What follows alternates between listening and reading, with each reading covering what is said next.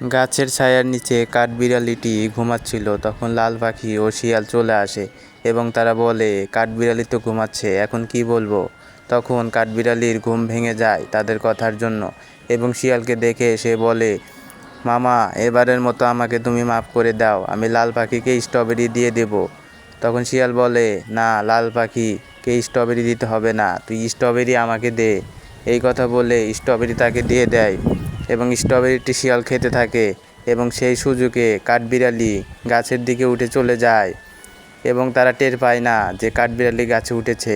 তখন কাঠবিড়ালি গাছ থেকে বলে, শিয়াল মামা, এবার তুমি আমার কিছু করতে পারবে না, আমি গাছে উঠে গেছি।